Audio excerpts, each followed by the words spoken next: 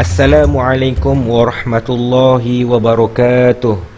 Alhamdulillah, syukur pada Allah Subhanahu Wa Taala diberi keizinan oleh Allah Subhanahu Wa Taala untuk ustaz melaksanakan PDPC ataupun pembelajaran secara online ataupun atas talian. InsyaAllah pada hari ini kita akan mempelajari mata pelajaran pendidikan Islam dalam bidang sirah di bawah tajuk Perkembangan Islam selepas pembukaan Kota Mekah. Jika murid-murid semua dapat mengimbas kembali pada cuti pada PKP yang lepas, Ustaz telah berkongsi tentang pembukaan Kota Mekah. Ustaz telah kongsikan nota dan juga beberapa soalan kepada anda semua. Baik, hari ini kita nak melihat beberapa perkara yang penting, iaitu bagaimana Islam berkembang, dakwah Islam itu berkembang selepas pembukaan Kota Mekah. Baik, kita lihat yang pertama, strategi Nabi Muhammad SAW berdakwah. Yang pertamanya, strategi pertama yang Rasulullah buat ialah Nabi SAW mengukuhkan negara Islam.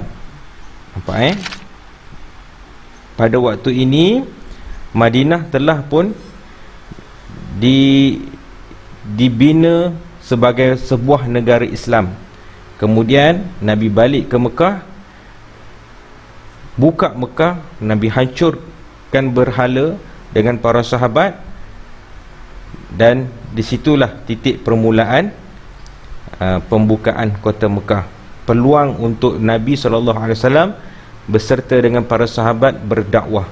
Dan ini adalah strategi yang pertama, iaitu mengukuhkan negara Islam. Maknanya wilayah Islam itu lebih luas. Sebelum ni di Madinah saja, sekarang ni dibuka di Mekah. Okey, apakah strategi ataupun huraian kepada strategi ini? Nabi membentuk masyarakat mengikut acuan Islam. Perkara yang Nabi buat ialah Nabi menghapuskan amalan jahiliah. Amalan jahiliah. Apakah amalan jahiliah masyarakat musyrikin Mekah buat ketika itu? Antaranya ialah penyembahan berhala, iaitu mereka sembah patung-patung. Mereka sembah patung-patung dan hidup mereka mementingkan qabilah ataupun berpuak-puak, serta mereka ni mengangkat beberapa keturunan. Itulah amalan jahiliah yang dilakukan oleh musyrikin Mekah pada waktu itu. Maka bila datang saja Islam yang dibawa oleh Nabi SAW, maka Nabi menghapuskan berhala, menghancurkan 360 buah berhala dan mengajak musyrikin Mekah untuk sembah kepada Allah yang Maha Esa. Dan Nabi menyatukan puak-puak ini menjadi satu, menyatukan mereka menjadi satu. Apa dia? Umat Islam. Dan tidak lagi berpuak-puak pada ketika itu. Itulah strategi, kaedah yang Nabi bawa untuk membentuk masyarakat supaya mengikut acuan Islam. Yang keduanya, Nabi melengkapkan kaum muslimin dengan ilmu agama. Nabi menyampaikan ilmu agama supaya mereka dapat berpegang teguh dengan keimanan, akidah yang betul, ibadah yang betul, dan juga mempunyai akhlak yang mulia. Yang ketiganya, Nabi menekankan amalan supaya tidak mensyirikkan Allah. Yang keduanya, Nabi menekankan amalan supaya taat kepada baginda sebagai Nabi ataupun utusan Allah. Yang ketiganya, Nabi mengukuhkan persaudaraan Islam. Dan yang keempat,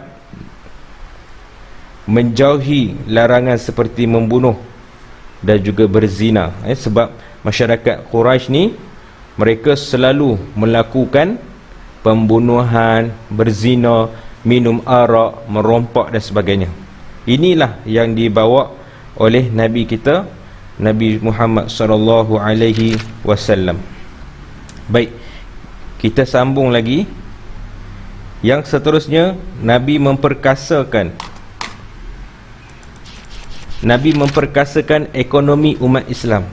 Bagaimana Nabi buat? Nabi SAW mengutuskan pemungutan zakat. Dipungut zakat oleh umat Islam, dan Nabi mengenakan jizyah. Maksud jizyah ni ialah cukai. Cukai dikenakan kepada kabilah-kabilah dan negeri-negeri yang dikuasai oleh wilayah Islam. Yang di bawah negara Islam, mereka perlu membayar cukai kepada umat Islam, kepada negara Islam, ya. Jadi itulah strategi Nabi untuk memperkasakan Islam ataupun memperkasakan dakwah selepas pembukaan kota Mekah. Dua perkara yang Nabi buat untuk meningkatkan ekonomi umat Islam. Ingat semula, yang pertama memungut zakat, dan yang kedua mengenakan cukai kepada kabilah-kabilah dan negeri yang berada di bawah takluk negara Islam. Dan seterusnya, strategi yang kedua, Nabi Muhammad SAW menekankan tanggungjawab berdakwah. Apa yang Nabi buat ialah Nabi menyampaikan kebenaran Islam dipikul oleh setiap. Ini Nabi menceritakan pada para sahabat supaya menyampaikan kebenaran Islam, kerana menyampaikan kebenaran Islam itu adalah tanggungjawab setiap Muslim. Setiap Muslim, sama ada laki-laki ataupun perempuan. Ini pengajaran yang kita boleh ambil, ya. Peranan menyampaikan kebenaran Islam itu adalah tanggungjawab semua, tak kira laki ataupun perempuan. Yang kedua, saling berganding bahu mempertahankan kesucian Islam, bersatu padu mempertahankan kesucian Islam. Kalau Islam dicaci, dihina, kemudian diperangi, maka kena sama-sama berganding bahu, bersatu padu untuk mempertahankan agama kita daripada ancaman-ancaman musuh yang Ustaz sebutkan tadi. Baik, itu strategi yang kedua. Manakala strategi yang ketiga pula, iaitu menjalinkan hubungan diplomatik. Diplomatik itu bahasa akademik lah, tapi kalau untuk mudah awak faham, ialah Nabi menjalinkan hubungan luar. Apa yang Nabi buat? Nabi menghantar utusan dan gemedong. Nabi tak pergi, Nabi menghantar utusan, menunjukkan bahawa Nabi seorang yang berkepimpinan dan juga berkaliber. Kemudian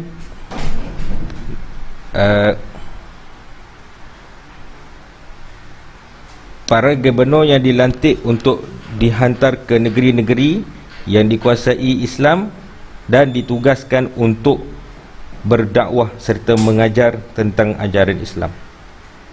Dan yang terakhir, Nabi menerima kedatangan delegasi kabilah Arab. Baginda menerima kunjungan mereka yang berhasrat untuk memeluk Islam. Itulah tiga perkara ataupun tiga strategi Nabi menyebarkan dakwah selepas pembukaan kota Mekah.